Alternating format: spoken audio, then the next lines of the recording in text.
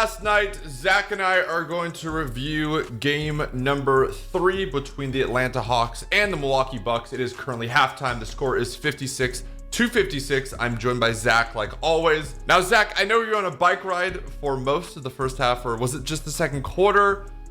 I saw about like the first couple minutes of the first quarter, but okay, so I have that, a couple takes. Number one, Giannis got into foul trouble real early, and I thought that was going to be a problem. Milwaukee was down big early, and I thought if Giannis picks up a third, they could really dig themselves into a deep hole. He did a good job of not picking up that third foul. Trae Young was hitting literally. Trae Young has hit like 3 35-footers already this game. Every time he hits a deep three, you can always tell because Reggie Miller goes crazy. He's like, he just goes absolutely insane. I think Bogdanovich looks just miles better than he did in game 1 and 2. That knee, I don't know what they shot into his knee or whatever the hell happened between game 2 and 3 is remarkable because he's moving so much better. Zach, the thing is though, like we talked about, Milwaukee continues to struggle from 3 in the playoffs. I don't get it, man. This is one of the better 3-point shooting teams. I know you've seen it with your Clippers as well.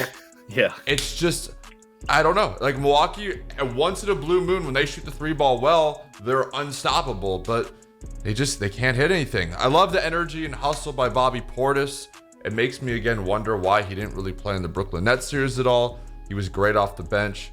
And then in the second quarter, Giannis started attacking, dribbling, penetration, all that good stuff. I don't know if you've seen it, Zach, but the fans are counting every time Giannis, like, yeah, this is a loud count. I'm starting to think, not just Giannis, I think if you count for anybody, like when an entire stadium is in unison and counting, like, dude, that would mess with anyone. And eventually at the end of the day, the Bucks did cut down that lead and actually tied the game at the very end of the first half. So the fact that they were able to bounce back, even though they shot the ball so poorly from 3, makes me feel like they're got a good chance this second half. I know you're rooting for the Hawks, I'm rooting for the Bucks, so we're kind of going back and forth, not just in the Western Conference Finals, but also the Eastern Conference Finals. Maybe we'll agree in the finals, who knows? But yeah, Zach, is there anything else you'd like to add about that first half?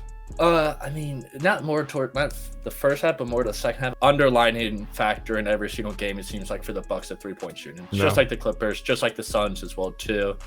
They just aren't shooting the ball well. They're, like you said, they're 21% from 3 right now. Also, Atlanta can't go 0 for 4 from the free throw line.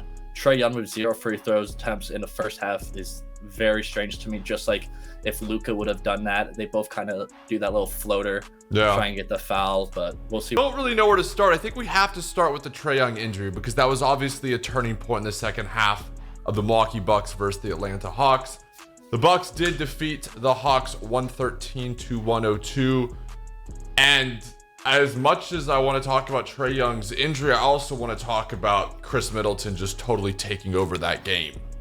Yeah. I mean, briefly, I'm going to just briefly touch on it.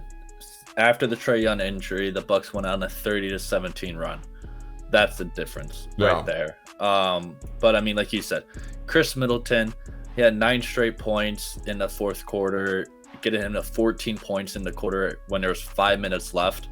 At that point, 5 minutes left, he was already at 14 in the fourth quarter. I mean, it's just the fact that Middleton was able to do that. He took over, man. And Giannis had trouble against the rookie. I'm going to totally mess up his name, so I'm going to try to pronounce the rookie out of USC for Atlanta. But Giannis didn't really do much there. And then Middleton just said, hey, guys, here I am. Let me do this. And he showed why, like Reggie Miller keeps referencing, he's going to be an Olympian. And he went crazy, hit big shot after big shot. And it was one of those games where, like you talked about, John Collins picks up the early 4th foul, Trae Young gets hurt, and you question, where is the offense going to come from in Atlanta? Yeah, I know I texted you once Trae went down with that injury. This is where Lou Will and Danilo Gallinari need to step up and play like how they did in the playoffs when they were on the Clippers.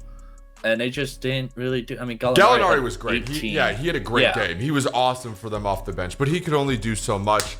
Atlanta also missed so many wide open shots there in the fourth quarter. I mean, if Trae Young's injured to the point where that's what sucks, man. He's limping out on the court. I mean, there's no way that they win this. I mean, I hopped on the Trae Young bandwagon. I did pick him in the early to lose in the first round, but I did hop on that Trae bandwagon. Guys, let us know in the comments down below what you guys think. Again, hopefully Trae Young will be okay. Make sure you guys do check out Zach. He does stream on Twitch. Also, make sure you do drop a like. Make sure you guys do drop a subscription if you guys are enjoying these videos. And until next time, we'll talk to you guys soon. Peace.